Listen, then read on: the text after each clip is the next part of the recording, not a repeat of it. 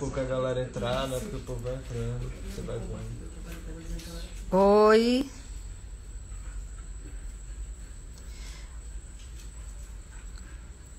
Oi, gente.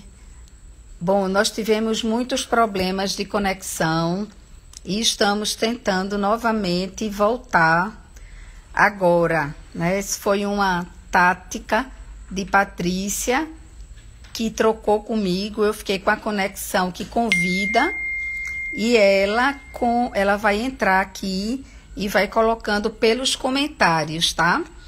Então, ela vai me perguntando por aqui, a gente vai tentar fazer algo assim para ver se a conexão funciona melhor. Deixa eu ver se eu vou aqui para um lugar que era onde eu estava trabalhando, que a luz está melhor, para ver como é que a gente consegue novamente. Na verdade, eu e Patrícia hoje estamos... Oi, Pati! Ótimo, você chegou. A gente está tentando dar uma força aqui, que Fábio hoje era quem devia estar conversando comigo, mas Fábio teve um problema pessoal e aí a gente teve que se reorganizar por aqui. Bom, eu vou tentando olhando os stories, tá? Por aqui com vocês, as mensagens. A conversa de hoje era sobre literatura enquanto prazer. E por que é que a gente resolveu trazer esse tema novamente para discussão aqui na live, né, do grupo Avançar e através das conversas com Fabiana? É que, assim, a gente tem visto muito a literatura pedagógica. A literatura, o que seria essa literatura pedagógica? A literatura das escolas, com a relação de livros para os alunos lerem, com ficha para dizer o que é que ele pensou, qual era o personagem principal e tal. Mas isso é uma das formas, né, da gente se aproximar da literatura. Mas será que é essa literatura que faz o leitor, né? O que é que tem nessa... Como é que a gente pode ter a experiência com a literatura através do prazer? E aí, eu queria trazer para vocês, agora a gente já vai ter bem pouquinho tempo, né? Eu acho que a aproximação da literatura teria que ser através da vivência, né? E desde cedo, a literatura é arte.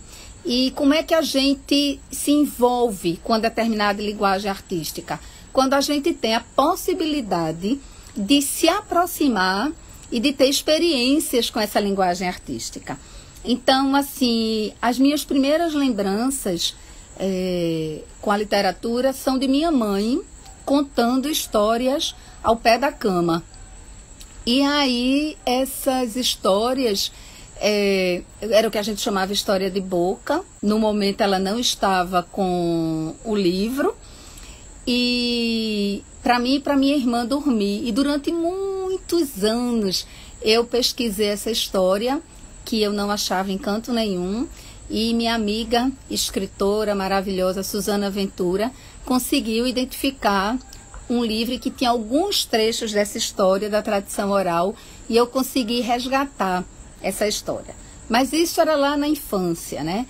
Meu pai era um grande contador de causos, ele era morador de Olinda. Minha mãe era morador da área rural de Lagoa dos Gatos. Eu tive contato com histórias indígenas, de uma índia que veio lá do Pará e contava como era, que ela comia macaco, jacaré.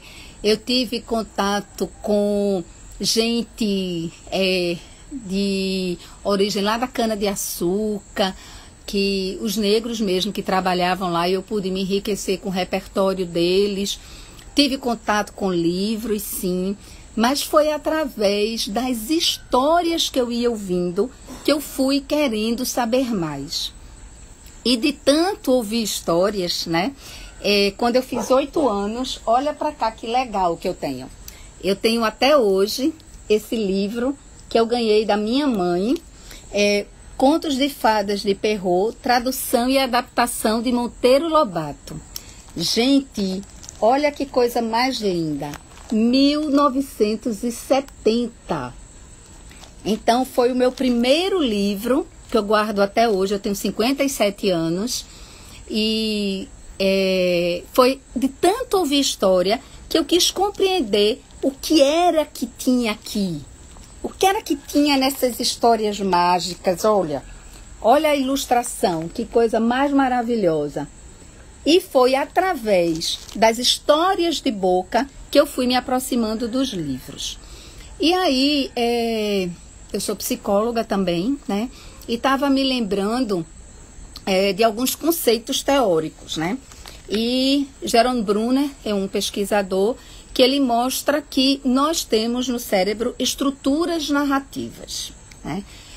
Françoise Doutor, uma psicanalista, que ela coloca que a coisa mais importante que a gente podia ajudar uma criança é a entender a árvore genealógica dela no sentido de qual é o lugar dela no desejo dos pais, qual é a história dela, qual é a história da família. Aí a gente vê Bruner dizendo que no cérebro a gente tem estruturas narrativas, Françoise Doutor trazendo que o inconsciente é estruturado através das nossas histórias, da nossa história no desejo dos pais, dos causos, das histórias das infâncias, dos nossos pais, dos nossos avós, dos amigos, dos irmãos.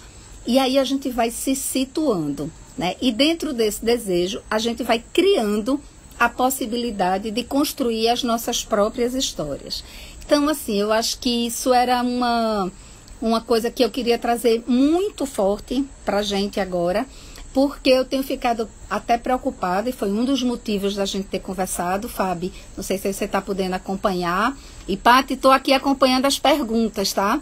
Era que assim, eu também trabalho com literatura, né, infantil, Patrícia já colocou que eu tenho alguns livros, e também dou formação, né, em literatura para infância, literatura infantil, livro ilustrado.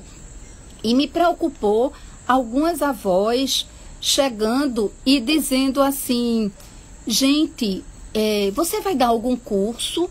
Aí eu, como assim? Não, porque eu queria saber como é que eu conto história para os meus netos.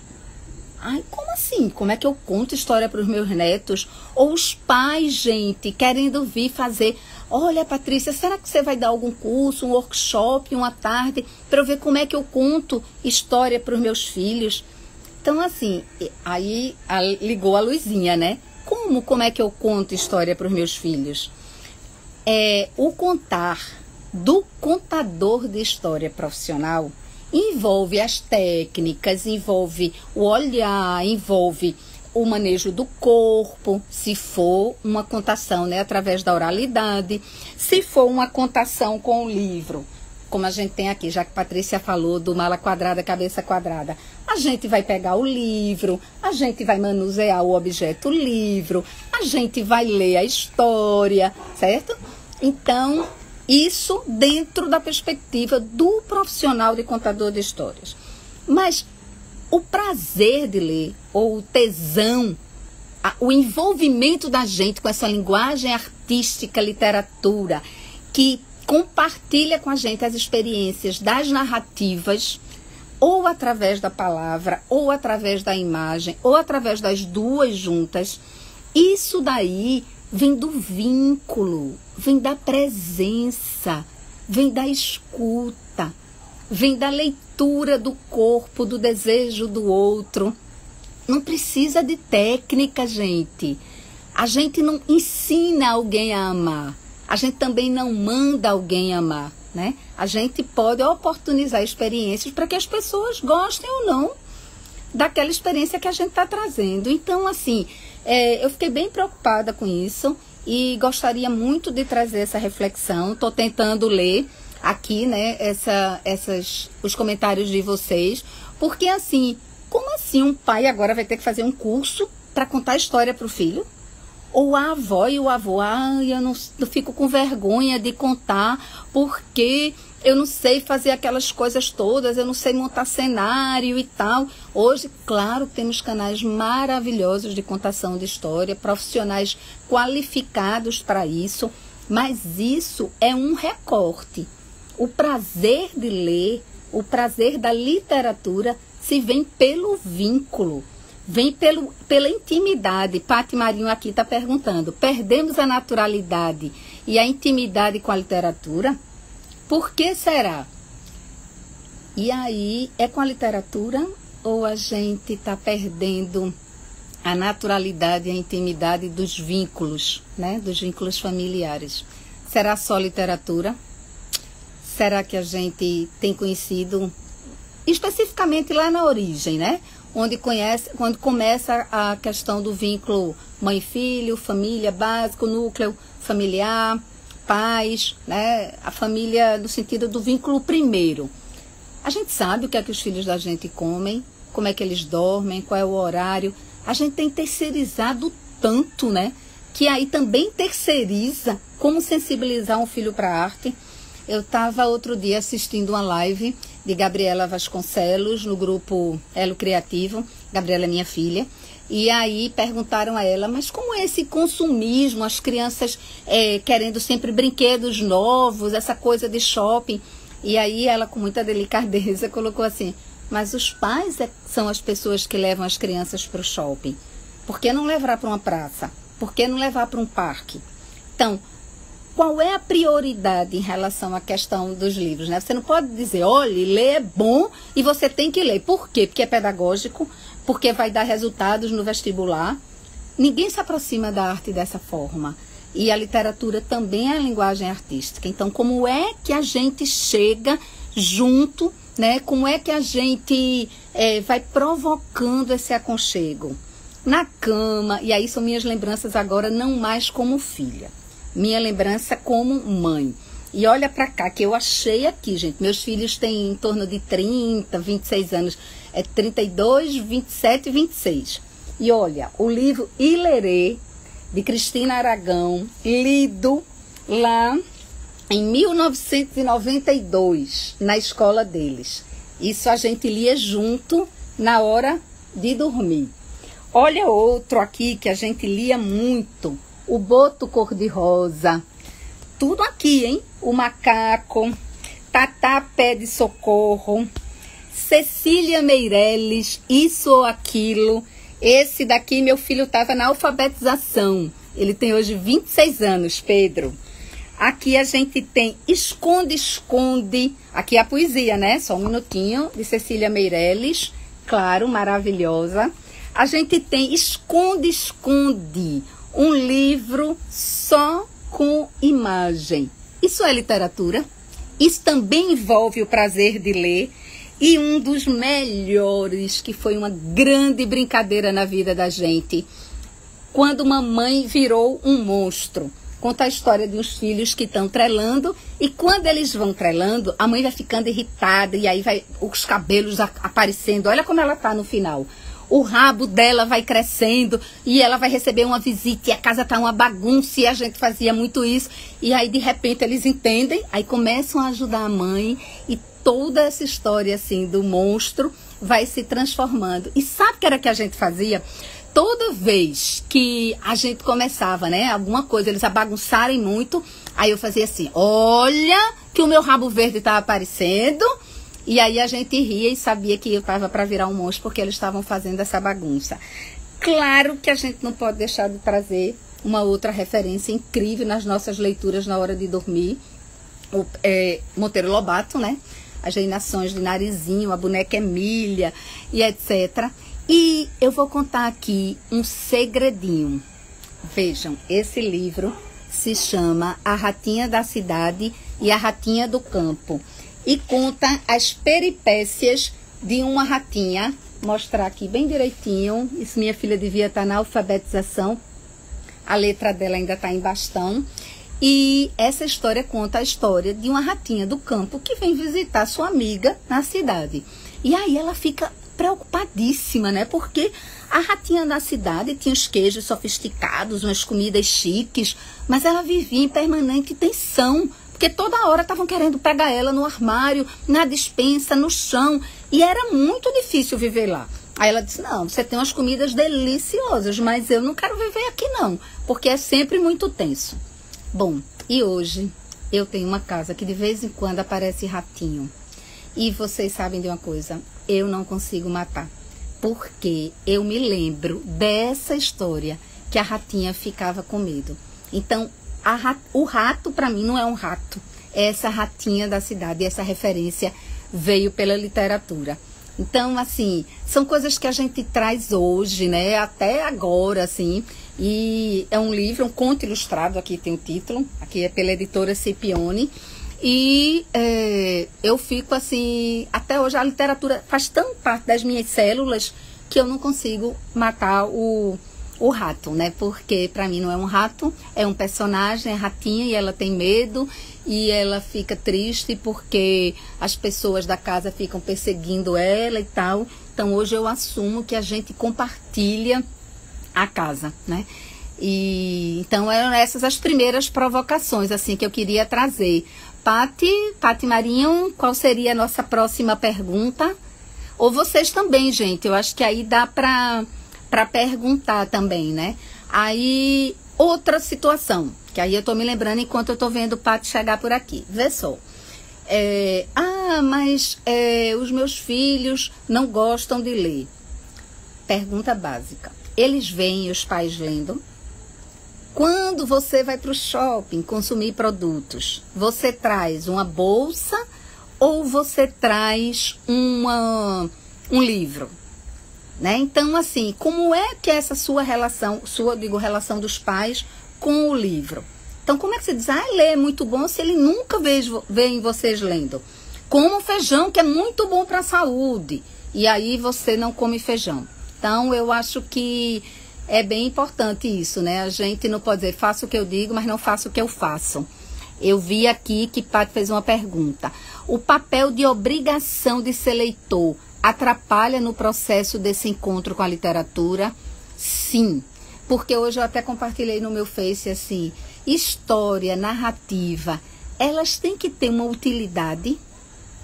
Hoje a gente só pode viver a vida se for algo que a gente estiver produzindo, ou pelo menos plantando uma semente para uma produção. Sabe a fábula da cigarra e da formiga? Eu detesto essa história. Eu acho que ela mostra muito como a gente enquadra, né, como se fosse numa grande matrix, a fórmula de viver e do sucesso, né? Então, você tem que trabalhar, e a cigarra que está lá cantando é uma representação da arte, e aí ela é desvalorizada e vai ficar com fome e tal. Então, você fazer algo só pelo prazer, isso é, digamos assim, referendado pelo grupo social que a gente vive hoje no mundo ocidental capitalista? Não. Acho que a pergunta de Patrícia foi bem importante. A obrigação de ser leitor é porque isso vai trazer mais vantagem no vestibular, na vida, na escola. Não é só pelo prazer de ler, não é pelo encontro. E aí eu estou me lembrando agora de uma história que a gente viajou uma vez em família de carro, essas viagens de carro com os filhos e lanche e tudo, para umas praias lá do Piauí e para cavernas e tal. E aí eu levei o livro, O Pequeno Príncipe. E toda noite, quando a gente se sentava, né, já ia dormir ou no hotel, na pousada, ou onde fosse, a gente lia um trecho do Pequeno Príncipe. Então, assim, talvez eles nem lembrem, né, da história lida por mim, mas com certeza ficou o vínculo de uma mãe com uma voz amorosa, que foi a voz que eles ouviram lá no útero, né, contando uma história para eles. Isso era um momento de amor, de vínculo, de encontro, em que eu estava trazendo um mundo que eles não conheciam para eles através do objeto livro. Tinha que ser o objeto livro, só é literatura se for no objeto livro. E aí, o que é que vocês acham? Lembrei-me agora, sabe de quem? Patativa do Assaré, que mal sabia escrever, era agricultor. E sabe onde ele fazia os versos dele, gente? Trabalhando, lá na lavoura. Lá quando ele estava plantando, aí ele conta, não sei se vocês já tiveram a oportunidade de ver, Patativa já faleceu, mas tem vídeos dele falando sobre isso, em que ele diz que ele ficava repetindo, até que ele gravava e depois ele escrevia, né, da forma mais simples aí, que ele tinha a parte... essa partezinha, né, que depois transformava em livro e em história. Alguém colocou aqui a obrigação, a relação da literatura com o brincar, né? Porque, o brincar é quando a gente... Outra coisa que a Gabriela disse, é quando a criança está sendo, né? Na arte, a gente vive a experiência de uma forma mais plena quando a gente também está sendo. Quando a gente é presença, quando a gente é inteireza, quando a gente é entrega. Se eu estou lendo um livro, porque o livro é importante para o vestibular, ou é importante que a professora colocou, ou é importante porque é um autor chique, mas aquele livro não tem um encontro comigo, aquela história não está batendo em mim, o livro não está me lendo, por que é que eu tenho que continuar? Por que é que eu tenho que ter a obrigação de ser leitura? E outra coisa, você é chique, né, ser cult. Teve uma época até que me falaram que tinha os arquitetos que compravam livro em metro para botar nas casas porque era chique. Só de pensar nisso chega a me dar um tremor, né? No brincar, a gente tem a possibilidade de criar um mundo. A literatura, a arte, também nos traz a possibilidade de criar mundos, né? Conhecer outros mundos. Só no livro, não. Narrativa de boca, oralidade. Lagoa dos Gatos, que é uma cidade que é a sede da Caleidoscópio, tinha no penúltimo censo quase metade por cento da população adulta analfabeta. E eu vi histórias incríveis. A melhor contadora de história que eu conheço, que se chama Ilza, ela não sabe ler nem escrever. Quando ela chegava na minha casa, todo mundo parava, meu pai, minha mãe, meus filhos, tios, todos que eram professores universitários e tudo, para ouvir Ilza contar a história. Gente, não tem melhor do que ela. E ela não sabe ler nem escrever. Outra pergunta. História em quadrinho. Ai, como eu amava Tio Patinhas. Ai, como eu amava Pato Donald, Professor Pardal, Pateta, Mickey e depois a Turma da Mônica. Cascão sem querer tomar banho. Qual é a criança que não se identifique com Cascão, que está brincando e tem hora do banho? Claro que não. Chico Bento, com as referências de interior. Deixa eu pegar aqui uma coisa para vocês. Só um minuto. Olha. E a gente pode contar história com filmes. Vê que legal. Aqui é de Ricardo Melo, um vídeo. E aí eu fui pegar esses dois aqui. Chico Bento e aqui também a Turma da Mônica, tá? Aqui tem, nesses vídeos, uma história que foi gibi e que a Turma da Mônica transformou no vídeo gibi. Sabe o quê? Chico Bento indo ao shopping center. Que fantástico é a percepção de uma criança que vive no campo com o encontro com a cultura da vida urbana. E tem o outro vídeo que é o contrário. É o priminho de Chico que vai lá para a fazenda dele. E aí tem uma hora que ele entra, que é maravilhosa, que ele entra assim no celeiro, que Chico diz assim para ele, vai lá pegar os ovos. Aí ele tá, aí ele vai com a cestinha. Quando ele chega lá, aí ele volta. Chico, lá não tem ovo não. Como não tem ovo? Não, lá só tem galinha. Aí Chico arregala o olho, Chico Bento, e faz assim, como assim lá só tem galinha? E você acha que os ovos vêm de onde? Aí o vem da caixinha de isopor do supermercado. Então, vê só que situação, né? Então, as crianças vão ter a oportunidade de refletir sobre isso. E é no vídeo gibi ou no gibi impresso. Então, assim, são muitas. Ziraldo, Menino Maluquinho, né? Também tem vídeo. O Pequeno Príncipe numa nova versão. O Mágico de Oz. Aqui é sobre a escritora de livros para criança, Miss Potter. Então, assim, gibi, cordel, literatura de cordel. Eu estava visitando J. Borges uma vez. Aí disse, mas J, aqui você não tem uma xilogravura de escritor. Aí ele olhou para mim, arregalou o olho e fez assim, como não? Eu tenho sim. Eu disse, tem? Onde que eu não vi? Aí ele, aqui, a xilogravura de Mentiroso. Aí eu dei uma gaitada, né? Ele disse, todo escritor, todo bom escritor é um bom mentiroso. E ele estava certíssimo, né? Essa coisa de criar fantasia, de criar mundos, de aproximar.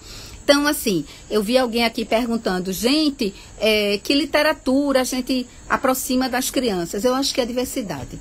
O máximo que você puder apresentar para as crianças, para que elas tenham experiências diversas, ricas, Mas nada disso importa se não estivermos presença de quem está contando, de quem está compartilhando, sabe? Se você me perguntar, Patrícia, é mais importante eu ler para a criança O Pequeno Príncipe ou eu contar as histórias da minha infância? Como psicóloga, eu diria, conta as histórias da sua infância. A criança vai ouvir histórias, ela vai entender que o viver é fazer história, entendeu? Então, é bem importante. Peraí, que Pátria aqui fez uma intervenção. Peraí, deixa eu voltar aqui. 2 lugares são berços para plantar literatura em nós: a casa e a escola. Aí o adulto é um agente muito importante. Você deu orientações para a família. Como os professores também, né, podem olhar. Acolhendo, da mesma forma. Eu acho que as rodas de leitura, as crianças terem um tempo para ler. Eita, aqui eu vi alguém, fui alfabetizada com literatura de cordel, maravilha, adoro literatura de cordel. Tenho uma amiga assim que é da editora Coqueiro, Ana Ferraz, uma grande defensora do movimento de cordel no Brasil, Pernambuco, Nordeste e no Brasil, consequentemente no mundo, né? Então, assim, aí é outra pergunta. O lúdico tem importância para as crianças realmente? Sim e não. Teve uma vez que faltou luz lá em casa. E aí a gente pegou, sabe que livro? Deixa eu pegar aqui para vocês. Olha que coisa maravilhosa. O livro dos Irmãos Grimm. Nada. Não tem nada. E a gente foi ler um livro sobre um personagem que não tinha medo e ele queria ter medo. Isso foi maravilhoso. Agora, tem outros livros que são incríveis, que tem um projeto gráfico maravilhoso, certo? Tem um aqui, deixa eu ver que eu queria pegar. Olha, esse livro daqui, Com o Pé na Terra, ele tem 19 autoras brasileiras trazendo lembranças sobre a vida delas no campo. E aí tem um projeto gráfico de Roberta Assi, em que ela integrou, vê que lindo, essa daqui é maravilhosa, fotografia com ilustração. Sabe por que ela fez isso? Porque quando ela lê os contos, ela disse, gente, essas histórias aqui tem um pedaço de imaginação, de ficção, então por isso ela trouxe a ilustração, mas tem um pedaço que é, sabe o quê? Memória. Então é isso, eu acho que é a gente repassar para as próximas gerações, através de narrativas, da experiência narrativa, o conhecimento acumulado, as possibilidades de mudança de mundo, sabe? Então, quanto maior a diversidade, eu acho que é melhor para a criança se aproximar da linguagem artística. Alguém colocou aqui, também faço livrinho com as minhas próprias histórias. Maravilha, né? As crianças verem isso acontecendo, eu acho que também é incrível. E uma outra coisa que eu também queria compartilhar aqui, vê só, temas. Alguém perguntou, quais são os temas? Esse livro daqui é o alemão, e é também de Cristina, e aí é sobre quando chega o Alzheimer, né? E a pessoa vai esquecendo a vida e etc, e etc. Então, assim, é um tema difícil, e é para criança. Então, assim, tem tema. As crianças só gostam de temas divertidos. Tem que ter muita cor para ser um livro para criança. Não sei se... Eu acho que tem que ser um livro que a criança olhe e diga, sim, eu quero ver essa história. Eu quero chegar nessa história, né? E aqui, olha que outra legal. Essas daqui, por exemplo, é de Roberta Assi, Sementes de Cuidado e Capim Dourado. Roberta viajou pelo Brasil e foi conversando com as crianças, sabendo como é que elas brincavam, e a partir daí ela foi construindo narrativas. Todo livro, criança não gosta de poesia, Haikai, de Maria Valéria Rezende, ganhadora de prêmios internacionais Jabutis. E aí, isso é exatamente uma literatura infantil ou é uma literatura que criança também gosta de ler? Então, uma outra coisa. E adoro esse. Fernando Pessoa, de Suzana Ventura. Gente, Fernando Pessoa, em linguagem de gibi. Vê que coisa maravilhosa. é uma outra forma da gente apresentar para a criança. Tem criança que gosta de ler bem muito texto, tem criança que gosta menos, tem criança que gosta mais de ler história. Esse daqui, com estilogravura do mestre J. Borges. Esse daqui é uma literatura cartoneira, que é feito com capa de papelão, é de Michele, lá de Lagoa dos Gatos, e foi ela que fez a capa. Vê que legal. Alguém colocou aqui, né? Que faz os livros, conta as histórias e faz os próprios livros. Acho maravilhoso. Claro que ler é um ato libertário. A arte sempre liberta. Só um minutinho aqui. Gente, um carregador aqui, por favor, produção. Um carregador que está descarregando. Então, a arte liberta sempre. A arte é revolucionária, porque a arte vai na alma, vai na essência. A gente tem que tirar daqui, da cognição, o que é que quis dizer. Não, o que é que eu senti quando eu li isso. Aí sim tem a questão da paixão, do tesão. Mas se for só aqui, como assim? Descreva o amor. Eu fiz ciência da computação e eu ficava louca quando tinha que ter um algoritmo computável para o amor ser computável, porque é provado lá pelos bits e bytes que o amor pode ser computável. Gente, só quem não amou que pode achar que o amor pode ser computável. É a mesma coisa com arte, né? Com literatura. Não tem como, gente. Não tem como. Goste de ler. Agora, gente, a produção está chegando aqui para colocar o carregador funcionando, tá? E aí, assim, tira esse que não está funcionando, porque está quase desligando. Vocês estão vendo ali, ó, aquele ali é Benedito, mestre da arte de Carpina. Pronto. E, que é mais aqui? A produção está me dizendo que só tem 6 minutos, que aí a gente acaba a live, é isso? Ah, já são 6 horas. Então já vai acabar, eu não sei exatamente. Pati, como é isso aqui, hein? Qual vai ser a nossa hora? Me orienta aí. Que agora eu me perdi com isso. Queria pedir desculpas, né? Até pelo atraso. E que foi mais outra pergunta. Benedito, Benedito tá por aqui. O ato de ler é libertário? Sim, como qualquer arte. Existe literatura infantil? Será? É uma grande discussão se existe ou não literatura infantil. Eu queria mostrar aqui para vocês esse livro é maravilhoso. É um livro, aí ele vai mostrando. Ele faz som? Não, ele é um livro. Ele canta? Não, ele é um livro. Você clica? Não, ele é um livro. Maravilhoso essa possibilidade do objeto. Outro aqui, que olha, sem comentários, Cena de Rua, de Ângela Lago. Eu não consigo chegar nesse livro sem chorar, sabe? Então, alguém perguntou, como é que você pode dar dicas para o professor? O professor lê. Patrícia, como é que você está com tantos livros aqui? Eu selecionei alguns para trazer. Porque eu vou para a livraria, eu passeio com os meus filhos em livraria. Agora não mais, né, gente? Que aí agora eles têm as jornadas deles. Mas vê, eu ia para eles. Cena de Rua, de Ângela Lago, é sobre os meninos que estão nos sinais. E Ângela pensou no livro, inclusive assim, ó. Se você vê assim é um jeito, se você vê assim é de outro jeito. É um livro-imagem com a mestre das mestres. Tem um outro que eu amo, A Onda. Professor, você vai em livraria, você diz para os seus alunos que é importante ler, mas você lê? Esse daqui é de Suzy Lee e eu amo esse livro por um motivo. Quando eu era pequena, eu, minha irmã Andréia e minha prima Cláudia íamos à tarde para o mar. E a gente não podia mais entrar no mar porque a gente já tinha tomado banho. Aí a gente ficava brincando, ondinha não me pega, ondinha não me pega. Claro que a onda pegava. E aí, Suzy Lee vai mostrando aqui, gente, a criança junto do mar. É que as páginas são muito grandes. Deixa eu só passar aqui para mostrar uma coisa a vocês. Que é quando, olha, a onda pega ela, sabe? Então ela já é onda. Isso quando eu li, uau, isso é exatamente na minha infância. Ela pegou exatamente essa história, né? Então eu acho que assim, é super importante.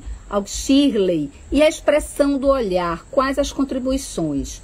Shirley, se a gente tiver nessa intimidadezinha da literatura quanto vínculo, quanto presença, historiar-se e permitir com que o outro leia o mundo e também se faça sua história, né? Através da sua subjetividade, o olhar, a voz, a entonação. Principalmente, eu acredito muito em energia, né? Energia amorosa. Não é a técnica, gente, que vai despertar na gente o prazer de ler, o tesão de ler. A gente não... É pela técnica que a gente vai amar uma expressão artística. Não, a gente se aproxima da arte e a arte toma conta da gente. Então, não adianta ser professor e dizer, olha, é importante ler, se você não tem a paixão pela leitura, pela literatura, né? Então, a literatura aí fica sendo uma literatura pedagógica, livros, né, que falam sobre a Revolução Pernambucana, em formato de literatura. E isso é um tipo, é um paradidático, não é literatura, arte. Eu acho que é bem importante a gente diferenciar isso daí, tá? E só pra gente completar, não sei se a gente ainda tem tempo, tem livro ilustrado. E aí eu queria pegar aqui cadê? Acho que que alguém começou mostrando, mas eu queria mostrar do mestre brasileiro. A gente falou de Suzy Lee e eu queria mostrar dele, Odilon Moraes, que eu não tô achando aqui, gente. Eu separei com o maior cuidado do mundo aqui. Olha, Pedro e a Lua, de Odilon Moraes, em que ele fala sobre perdas, morte, e é um livro ilustrado, onde um pedaço da história é contado na palavra e o outro pedaço é contado na imagem. Então, assim, é uma coisa que está chegando muito. E, assim, livro ilustrado para crianças. Sabe onde eu uso muito livro ilustrado? No meu consultório. Porque os livros ilustrados, eles vão assim, pá, direto na alma da gente. Sabe? Então, assim, é uma possibilidade, sim. A gente tem visto hoje círculo de leitura, clube de assinatura de livros. Pronto, um tema importante. Clube de assinatura de livros. Você faz o clube de assinatura para o seu filho, porque ele precisa gostar de ler, ele precisa ter acesso à literatura de qualidade. Chega o pacote, abre, você nem olha direito, terceiriza, o livro fica lá, a pessoa que cuida dele é que vai contar. Qual é o seu vínculo? Qual é a paixão por isso? Claro que a criança pode mergulhar nesse universo e viajar nele, sendo apresentado a diversidade, a bibliodiversidade, e aí ela encontrar o caminho, a linguagem que mais toque o coração. Mas não é disso que a gente está falando aqui. A gente está falando de encontro, de vínculo, de presença na família, na escola, na praça, nas bibliotecas comunitárias. Gente, tem lugar mais maravilhoso para fazer as crianças se apaixonarem pela literatura do que uma biblioteca comunitária. Uma biblioteca em quem esteja lá seja uma pessoa que ama literatura, que ama os diversos tipos de livro.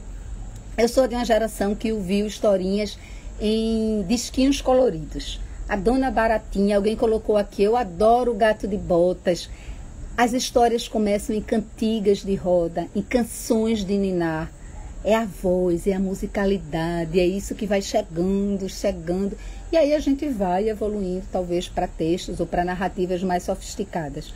Mas, assim, precisa cognitivamente, né, estando pronto, mas não é a cognição que dá o tesão pela literatura, não. Literatura é arte e é aí que vai chegando, né, isso. Tem mais perguntas aqui. Pati, como é que a gente tá? Muita emoção, alguém chorando de rir. Eu não sei, tem mais uns 15 minutos. Aí vocês vão me dizendo aqui como é direitinho. Tinha outra coisa. Eu tenho uma experiência incrível com os meus filhos. Eles não gostam, mas eu adoro. De Harry Potter. Saiu Harry Potter, aquela briga para comprar Harry Potter, compramos Harry Potter e vamos ler. Eu lendo a história e eles ouvindo. E aí tem uma cena, logo no início do livro, que a casa de Harry Potter é invadida por cartas, assim, chega por tudo que é lugar, porque os tios não querem que Harry descubra que é um bruxo poderoso, né?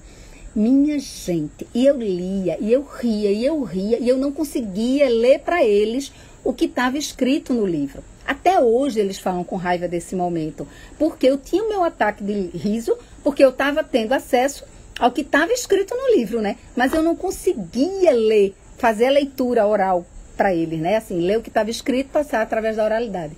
Então, até hoje, eles assim brincam com isso, porque eu estava tendo acesso ao livro e à história, e eles ficaram em suspenso sem saber por que era que eu estava rindo tanto. Então, assim, são memórias incríveis. Minha filha está aqui, eu acho que ela colocou. Uma das minhas melhores lembranças são histórias de boca. E aí, o meu primeiro livro, Trocando de Lugar, conta a história de um peixinho que queria conhecer o céu e de um passarinho que queria conhecer o fundo do mar. E essa história eu contava para eles na cama, né? E a gente chamava história de boca, que não era uma história do livro que eu estava lendo, era uma história inventada. Só que essa história de boca se transformou, né, num livro editado pela editora Coqueiro, com apoio de Aninha Ferraz. Só depois foi que eu vim ter a Caleidoscópio, né? E aqui a gente tem, assim, realizado um trabalho bem bonito. Por exemplo, O Rei Poderoso é um livro que vem com audiodescrição, que é para as crianças que não têm acuidade visual, possam, entre aspas, ver a imagem. Então, vem um CD que descreve as imagens. A gente tem livro premiado com o selo de distinção do Prêmio Cátedra, O Acordeão Vermelho. É um livro ilustrado de Kátia Gilaberto, com ilustrações de Luciana Grutter, e vem acompanhado com CD, gente. E é o acordeão, e a gente conseguiu que gravasse Jonathan Malaquias, lá em Carnaíba, no sertão pernambucano, que tem uma escola de sanfona maravilhosa, e ele fez, toca aqui no CD, músicas com o marido de Kátia, que é senegalês, e tem uma de autoria de Jonathan, que é uma valsinha maravilhosa. O livro foi impresso aqui em Pernambuco, na Facform, gravado aqui em estúdio. Então, assim, a gente tem feito coisas incríveis, né? E também tem esse, Vlado, que é um livro que é bilíngue, em português e espanhol. E eslovênio, desculpa. E esse livro, as ilustrações foram de Pablo Borges, o filho de J. Borges, que foram trabalhadas por Eduardo Souza e Gabriela Araújo, que são os profissionais que trabalham com a gente na Caleidoscópio, que são incríveis. E Eduardo e Gabriela fizeram, e eles ganharam prêmio, tá? No Brasil Design, tanto desse como do Mala Quadrada, que eu já perdi aqui eu não sei mais onde está o Mala Quadrada, na minha pilha de livros que eu quis compartilhar com vocês. Então, assim, eu acho que dá para ver, né, meu entusiasmo com a literatura, de todas as formas. Literatura oral, cordel, popular, os contos populares, conto de Trancoso, história de medo, história de terror, assombração, sabe, poesia, gibi, livro, filme, os contos de fadas, Esopo, Andersen, Green, claro, os contos de Green, sempre, né, os contos de fada. Então, assim, é inacreditável, mas para mim, a grande paixão. Outro dia eu postei os livros que chegaram, aí alguém que me conhece muito fez assim: eita, que isso tá no paraíso. Pois é, tá no paraíso. Esse projeto aqui do Mala Quadrada foi ganhador de prêmio. Ele é impresso em Pernambuco, ele é costurado artesanalmente, e ele é um livro que a gente chama de livro ilustrado, né? Em que há o texto, a imagem e o suporte livro contam a história. Então, você começa, o livro se torna quadrado, e chega um momento no livro, olha que legal, que você vai ter que girar para poder ler. Fiquei grávida, que é exatamente o conceito que diz que ela não dava mais para ser quadrada, ela fica redonda. Então, o conceito de redondo está no giro do objeto livro para leitura. Então, esse é um conceito bem sofisticado de livro ilustrado. E aí, que mais? Tem mais perguntas aqui que eu pudesse estar respondendo para vocês, gente? Alguém postou aqui. Aí, assim, a gente tem trabalhado em Pernambuco, Gabriela Araújo e Eduardo Souza, né? Eles fazem parte da equipe da Caleidoscópio Edições, que é a editora que a gente tem trabalhado aqui e tem articulado com outras editoras no país, parcerias. Eu participei do curso com a Delon Moraes, que o Lindeza trouxe para cá. Acabei de fazer o curso com Carolina Moreira, na Lugar de Ler, coordenação de Dani. sobre livro ilustrado. Estou sempre assim, estou começando uma pós na faculdade, Cândido Mendes, na verdade eu soube através de Alex, tem Rosana Rios, tem a Associação dos Escritores e Ilustradores de Livros Infantos Juvenis. Então, assim, eu acho que é importante a gente colocar que essa paixão, né, que chega, estou agora com calor e olha que aqui está friozinho no meio da mata, tem a ver com a arte, com a literatura. Você pode ser um leitor, você pode ser pai, mãe, alguém que queira estimular, né, esse vínculo da criança com essa linguagem artística que é a literatura. Você pode ser um professor, está no lugar privilegiado. Você pode ser um bibliotecário, que também está no lugar privilegiado para fazer a mediação de leitura. E você pode ser um profissional, né, da cadeia do livro. Você pode ser um escritor, um ilustrador, um diagramador, um design gráfico, um que faz o projeto, o pessoal da gráfica, o livreiro, não importa. Eu acho que são diversas formas que a gente tem de se aproximar desse universo maravilhoso. E eu acho que aqui teve alguma pergunta, minha filha gosta de ouvir. Mas todo dia ela quer ouvir essa história. Por quê? Todo dia ela quer ouvir Peter Pan. Peter Pan fala sobre a dificuldade de crescer. Então, se aquela criança quer ouvir todo dia aquela história, porque aquele tema está sendo caro para ela naquele momento? Ela está com dificuldade de crescer, ela está com dificuldade de amadurecer, ela quer permanecer criança, onde ela se sente seguro. Enquanto ela quiser ouvir, repita, repita, repita. Eu li um livro de Ana Maria Machado há pouco tempo, em que ela diz assim: durante muito tempo, a literatura infantil no Brasil era uma literatura pedagógica, tentando ensinar atitudes, valores, bom comportamento, escovar os dentes. Depois ela saiu disso e chegou uma hora que ela tinha que ser uma literatura engajada, né? Uma literatura política que defendesse as bandeiras tão necessárias para o questionamento e para a revolução social. Mas quem escrevia coisinha fofa, fadinha, contos de fadas, era como se tivesse uma literatura menor. Será que é? A psicanálise dos contos de fadas, de Bruno Bettelheim, né, fala muito sobre isso, sobre os arquétipos. Aí depois eu vi uma discussão, mas as histórias de contos de fadas, a princesa fica passiva e é o príncipe que faz tudo. Depende da leitura, porque se você estiver se baseando em Jung, na verdade, o príncipe e a princesa são aspectos da nossa personalidade, a ânima e ânimos, a nossa energia ativa e a nossa energia passiva. E é a integração dos dois que formam o self, faz com que a gente se desenvolva no processo de individuação. Então, assim, eu acho que a gente precisa ter muito cuidado, né, quando tem os críticos. Ou então, Pele de Asno ou outros livros estimulam o incesto. Que é isso, gente? Pele de Asno é meu conto preferido, eu não tenho nenhuma experiência de incesto. Fala sobre você não poder mostrar quem você é em todo o seu brilho e aí se disfarçar, fingindo que não é princesa, colocando uma pele assim bem feia em cima. E aí quem decide isso? Juiz, procurador, promotor, sei lá o que, desembargador, presidente, vereador, que não entende de literatura, que não entende de inconsciente, que não entende de psicologia do desenvolvimento, mas tem o poder da caneta. Então é bem importante que a gente esteja sabendo, né, esteja sensibilizado, envolvido pela paixão da literatura para poder barrar retrocessos assim. Então, Pati, quantos minutos ainda temos, por favor? Porque eu estou um pouquinho perdida aqui. Hoje em dia as crianças só querem saber de celular, tem hora para tudo. Não, na verdade hoje a gente é regido não pelo tempo do sol e da lua. A gente é regido pelo tic-tac. E as crianças entram nesse ritmo. Eu morei perto de uma escola e me cortava o coração, 10 para as 7, 15 para as 7, aqueles cotoquinhos de gente, 1 ano e meio, 2 anos, puxando uma mala de carrinho para ir para a escola. Aprender o quê?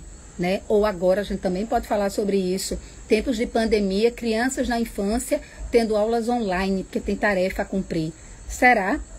Ou eu, psicóloga, sendo encaminhado para mim crianças com 3 anos que estavam com dificuldades de aprendizagem, estavam atrasadas em relação à turma. Que é isso, gente? Que é isso, né? Eu acho que a gente está precisando ressignificar muita coisa, sabe? E não é só o saber formal, né? Eu acho que os pais precisam, eu não sou psicóloga, eu não sou pedagoga, eu não sou contador de história. Não, meu amor, você é o pai e a mãe. Você é a pessoa que vai ser a referência para essa criança, que vai ser o guia dela, que vai orientar em relação ao projeto de vida. Ou dos pais, ou duas mães, não importa. Mas vocês estão guardando essa infância para que esse adulto possa ser um adulto saudável e feliz. Tá? Não é defendendo aqui só a estruturinha painho, maninha e filhinho, propaganda de margarina, não. A gente pode ter propaganda de margarina com diversos formatos familiares. Acho que isso também está precisando ser resgatado, né? E que mais? Pati, tem mais alguém com perguntas? Bom, aqui tem uma pergunta. Por que não fazer um encontro de imersão com os adultos para que eles se alimentem de livros? Excelente ideia, acho uma ótima proposta e podemos fazer sim. O contato, o manuseio, isso, permitindo a criança sujar, tocar, amassar um pouco, ser íntimo do livro é importante. Claro, ninguém ama o que não conhece. Então é importante que a criança pegue sim no livro, sinta a textura. Esse daqui, por exemplo, Vlado, tem textura na capa. Tem livros que têm essa experiência sensorial para a criança. É muito importante enquanto suporte, tá? Mas eu ainda transcendo isso. Eu acho que o prazer pela literatura vem do encontro. A gente compartilhar, transbordar o amor. Uma vez eu vi uma entrevista de Bartolomeu de Queiroz e que ele dizia assim, a beleza transborda. Ninguém consegue ficar com a beleza só para si. Quando a gente vê alguma coisa bela, a gente quer compartilhar com outra pessoa. E a literatura, enquanto expressão artística, é isso. Você vê um livro, pô, achei esse livro massa, você quer compartilhar. Você ouviu uma história, você viu um vídeo, você quer compartilhar com outra pessoa. Acho que isso também é bem importante. Nós fazemos com a sobrinha para os alunos ler para um adulto nas ruas. Maravilha também. Eu gosto, que mais maravilha conversar sobre literatura. Sempre bom. Que mais, gente? Tem mais perguntas ou a gente está encerrando, né? Eu acho que já está na hora. O que é que vocês acham? A gente pode encerrar por aqui. O próprio Instagram encerra sozinho, hein? Eu acho que a gente pode dar boa noite, agradecer, pedir desculpas pelo atraso do início. Foi a tecnologia aqui que nos atrapalhou e não permitiu a comunicação. E aí Pati teve essa ideia maravilhosa de colocar só uma na tela para a conexão ficar melhor. Pati, cadê você? A gente hoje está fazendo uma mediação, dando um suporte amoroso. A Fabiana teve um probleminha familiar e não pôde estar com a gente aqui presente. Então, assim, eu queria colocar para vocês que eu acho que a gente vai ter, né, outras oportunidades de conversa, outros encontros. Podem acompanhar a gente também no canal da Caleidoscópio Edições ou no Vasconcelos Pati, que é onde eu estou por lá também comentando e trazendo coisas sobre essa minha paixão, né, fora meus filhos. Eu acho que é a segunda paixão da minha vida, que é a literatura. Como é que eu faço aqui para encerrar, hein, Pati? É você, sou eu, 5 minutinhos. Bom, por mim, tranquilo, gente. Agradecer a vocês que estão aqui. Agradecer ao Grupo Avançar, que trouxe isso. A Babá dos Sonhos, beijo, tá aqui também. E a gente vai compartilhar no IGTV. Meus filhos vão fazer isso, que eu não sei. Agradecer a Pati pela paciência e a todos vocês. Foi maravilhoso. Na próxima teremos outra coisa. Tá bom? Vou encerrar por aqui, apertando um pitoquinho. Um cheiro, gente. Aí eu faço o quê? Encerrar o vídeo?